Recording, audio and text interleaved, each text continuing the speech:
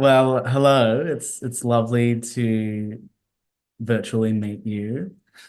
We've both watched the doco a couple times now, and it's so beautiful. And so yeah, we wanted to take a bit of time today, I guess, to get to know a bit more about it, get to know a bit more about you, and hopefully share it to a wider community here in Australia. Because I think films like the one that you've been in is really something that the general public needs to see more of. Like it's so important. But to start off, I guess I'll tell you a little bit about myself. Let's all introduce ourselves. So my name's Theo. I'm a trans man. I use he, they pronouns. I'm currently studying medicine. I want to go into the medical field, specifically psychiatry, hopefully work to improve a lot of young LGBT youths mental health and overall well-being so that they can flourish into this beautiful identity that they've been gifted with. Do a lot of creative work. I love self-expression and I've done a lot of my own individual work to get to this point in my life where I really feel into my trans identity and I've integrated it into every part of my life so that more people can see the beauty in it. And part of that has been alongside with Gavin. So Gavin is my partner. We've been together for most of the year, but I'll get him to introduce himself as well. So firstly, Sharif, thank you so much for taking the time to do this interview for us. I concur with the film. It's just a really beautiful documentary and something that we don't kind of ordinarily see. My pronouns are he, him, and I am originally South African. So I was born in Johannesburg and came to Australia when I was a kid. So I kind of have a kind of dual sort of nationality to a degree, but essentially kind of Australian in terms of where most of my kind of socialization has been. But like my roots are very much based there and still have a strong connection to place and people and history in lieu of that. Most of my kind of experience has been in film production. So I work as an editor at the ABC, which is a sort of the national kind of broadcaster. I always had a really strong interest in film in terms of what my creative expression is and also obviously really aligned to the voices and the diversity that comes through our LGBTQI community. So I'll hand it over to you. All right, thank you so much to you both, Theo and Gavin. As you know and shown on the screen, my name's Sheriff Mothopeng. I go by the pronouns he, him, his. So yeah, I was born and bred here in Lesotho, in the Mountain Kingdom of Lesotho, the landlocked country in South Africa, with a population of about 2 million. And we only speak Sesotho, which is our local language, and English as the second language. So I'm an archaeologist by profession. I come from a family of four with two trans guys and two cisgender girls. So I'm the eldest, and the third one is also identifying as a trans man. Wow. So yeah. Paving the way. Yeah, that's unusual in one family too, right? Yeah.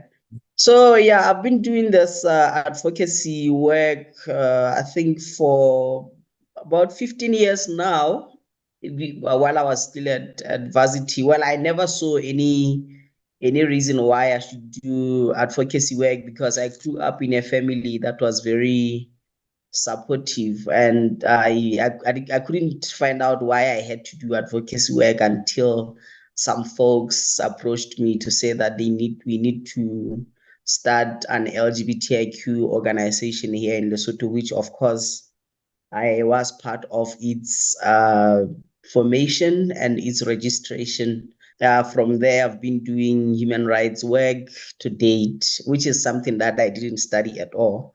But it's something that I think I felt very passionate about, considering where I come from. So yeah, I think that's me in a nutshell who I am.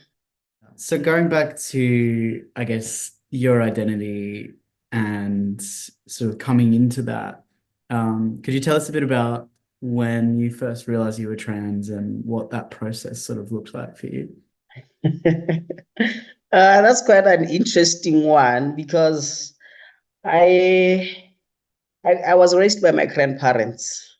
My grandparents, I think, were not so strict compared to how kids are raised, where you'd find once a child is assigned female. Back then, there was very little limited information around human sexuality. At the same time, the only focus then and the information that was around was I only knew existed people who were gay and lesbians, and I thought I was lesbian then until I had an opportunity to be in one training where they did a training on binaries and boxes. That's when I started to know that there were people who identified differently. And that's where I knew about the trans community and issues around gender identity.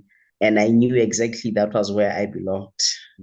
So for people who kind of may not be aware, Lesotho is actually kind of separate to South Africa. Can you explain some of the differences, say, between sort of South Africa and Lesotho for those people who may not be aware of the geographical differences? Most people stay in rural areas like myself. I did grow up in the rural areas until I went to high school and varsity. We get to know each other. We are related to most of the people, unlike in South Africa. And for us, family is very important. We find that because we are related to most of the people where we come from, even in areas that we don't come from. The cases of transphobia and homophobia in Lesotho compared to South Africa are very low because I think also what makes it easier, I've seen it also, I think in Botswana, the fact that we speak the same language, it makes it much easier for people to relate and communicate. It's a very relaxed community. That's so beautiful, actually. It's very encouraging and It's so interesting because like I grew up rurally as well. I didn't have this exposure. I didn't know what trans people were until I had left home and moved to the city. But it's so interesting that you say your community really understood because here it's almost the opposite. Like rural has these really traditional aspects and ideas around gender and sexuality, and it's really like a no-go zone almost in some of these places. So that's really awesome that it's taken on so well by your community. And I guess it leads on to some of my other questions in terms of talking about the film. I was really interested about when you go and talk to your town pastor, and you mentioned before how talking to the elders and sort of taking on some of their wisdom. Could you tell us a little bit more about that experience and what exactly sort of was involved in that? I think it is important to explain the fact that I had done a lot of advocacy work, both in the rural areas and in the urban areas of Lesotho before we started working on the film itself. So I had identified some of the challenges that our communities had, especially people that we needed support from. So one of the challenges was the fact that Lesotho is a religious country, and it is mostly, I think most people here are Catholics. So I felt a need to have to respond to the question around what the Bible says. And I knew that pastor, he was not from my church. I'm Catholic, and he's from Anglican Church. We're working on the storyline. I did recommend that we may use him in terms of his vast knowledge around issues of stigma and discrimination, issues around human rights. I think if I had chosen somebody who did not have a theological background, the story would have been different. So I felt that there was a need to have somebody with a theological background to have at least share the knowledge around how the Bible can be explained in terms of responding to some of the questions that we had as we were doing some advocacy work. So for me, it was quite an empowering journey because at the same time, it was not only about the storyline, it was also about myself identifying as a trans person and what the Bible says. Because I had also experienced that a lot of our communities, they drop out of church, they stop going to church, they stop praying because they feel that the church is not accommodative enough of the community. So I also felt I needed answers. I needed answers in terms of what does the Bible say about me as a trans person, and what does God say about me in church, and what could be my role. So it was quite an empowering part of the film for me, and also to respond to some of the questions that the communities had. Yeah, that is amazing.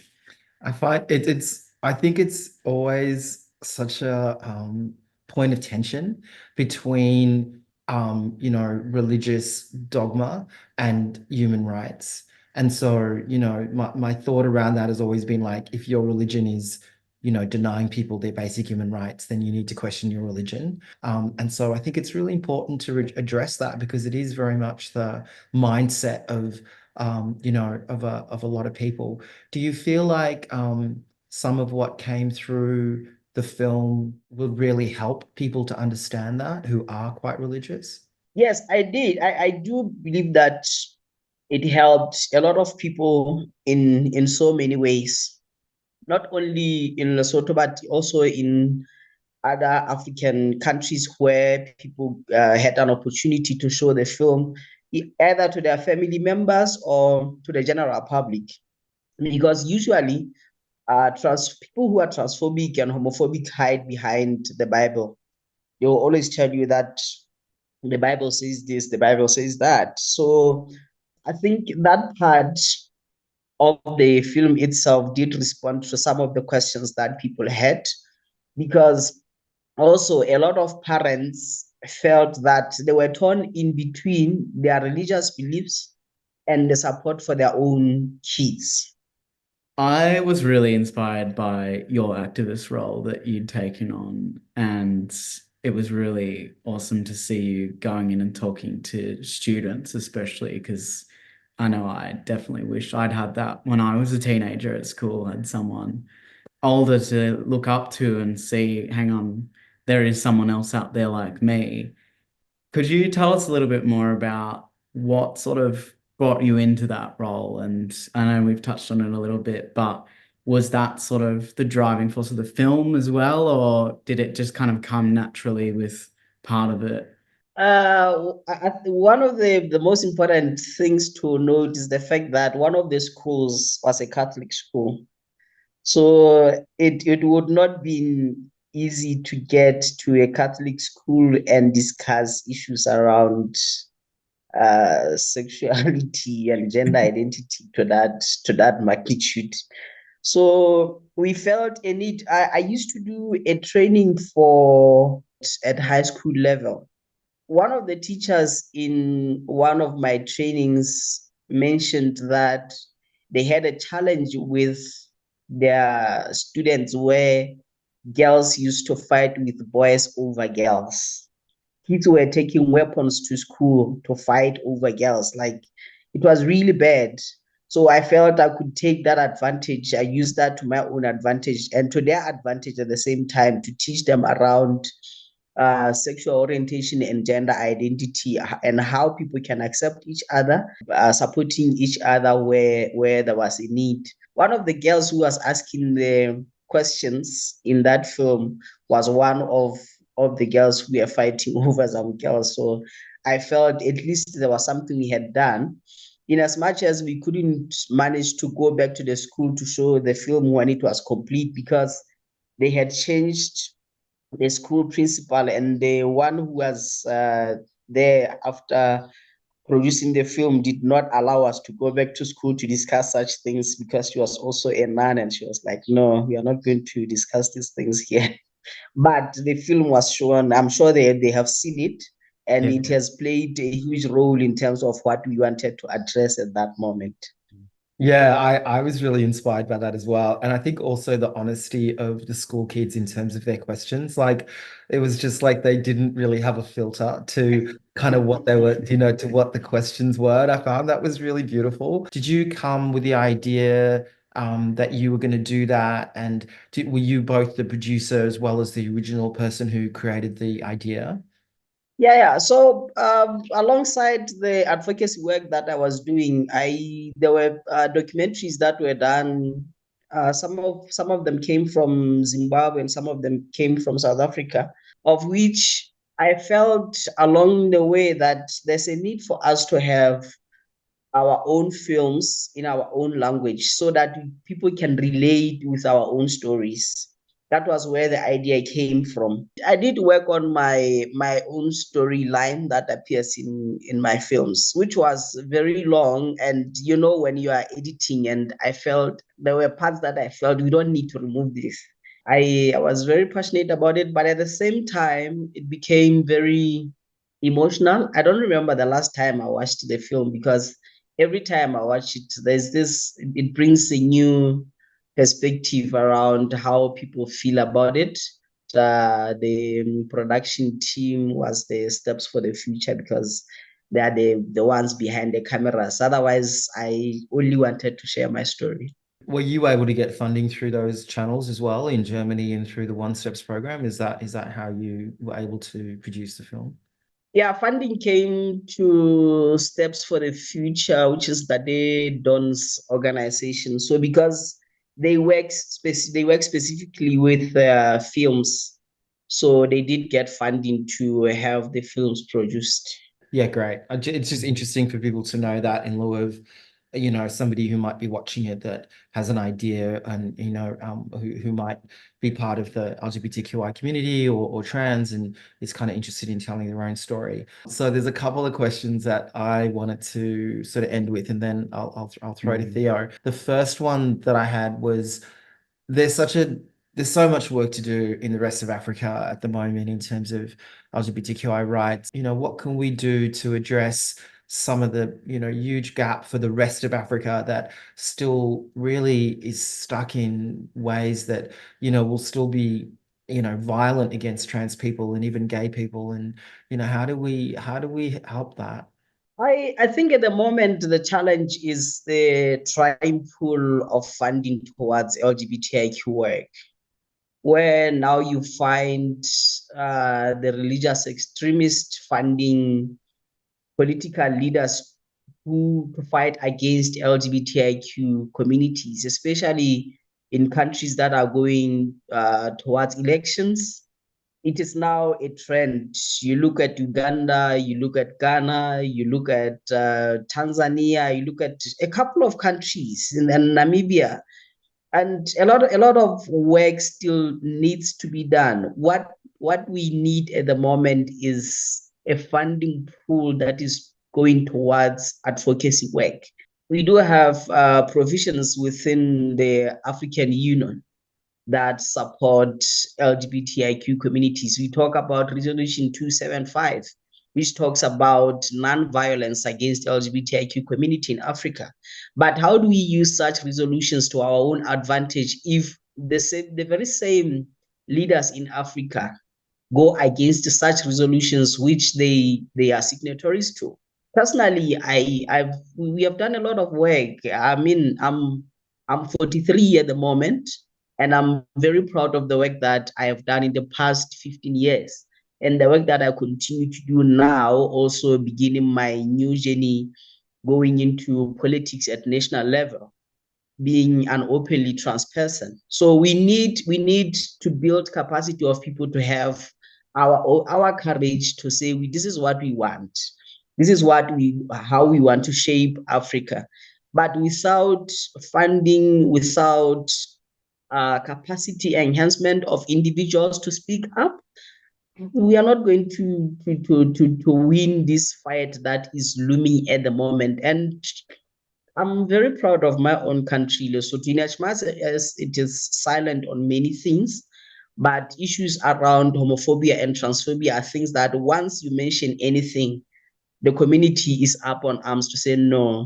The current political party that is leading in the government declared in writing that it is in support of LGBTIQ community. So we are safe for now, but that does not mean our other African counterparts are safe.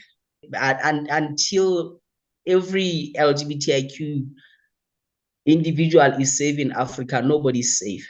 Yeah, we're not free till we're all free. Yeah. And I think that's a really important, kind of turn to take. But I'm just so encouraging that you are a voice in Africa that is really needed. And really just, yeah, thank you. Thank you for the advocacy work that you're doing. It's just so important for community and for Africa in general. It makes such a difference. Yeah, I'll throw it to Theo for the next question. Yeah, it's people like you that really paved the way for the future. It's incredible. I wanted to, I guess, probably finish up with a little bit of a question that I often get asked, and I think it's really important, especially for viewers. How would you say that you can be, just as a general member of the public, a better ally towards trans and gender diverse people? What's your biggest advice there? My biggest advice is to respect people's choices, to respect people's differences, because we are all different. So one of the challenges that the trans community is faced with, speaking from the personal experience, is where people just choose to misgender you or degender you or call you by your dead name because they just cannot change. They cannot accept who you are. So that in itself, it's very heartbreaking. The best people can do is to respect people and respect people's spaces and respect people's pronouns, respect people's names, respect people's identities. In that way, I think we can have a world where everybody is happy, everybody is enjoying their rights wherever they are, because I think it can make a world that we can all live in harmony. Absolutely. Oh, I feel like I'm going to cry a little bit. It's so beautiful, Sharif. Thank you so much. Such a big-hearted man and clearly really pragmatic and intelligent in terms of your response to, what is a really important, contribution to the LGBTQI community. So thank you for that and for your time. I guess one last question. Do you have any other films that's kind of in the pipeline and are there more things that we can expect to see from you? I did talk to the production team about, because I had just embarked on my journey around being a political leader, where I took part in the past general elections as a candidate in one of my constituencies. So I would love to document that journey and see where it is taking me to, because at the same time, one thing that we keep fighting for is visibility. We need to also be part of policy making and policy changes.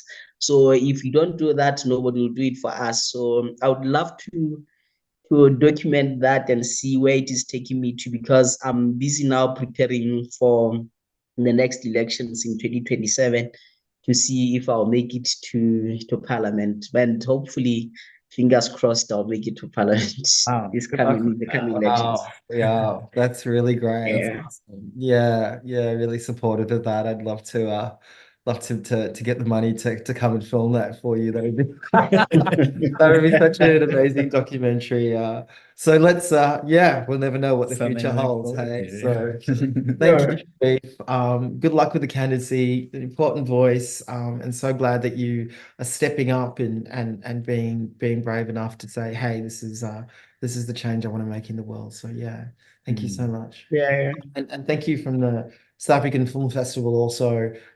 Ricky, who's the festival director, approached me for this, and so just a big thanks from all of us and the board as well. So thank you. It is always nice to hear from people and to get to respond to their questions in person.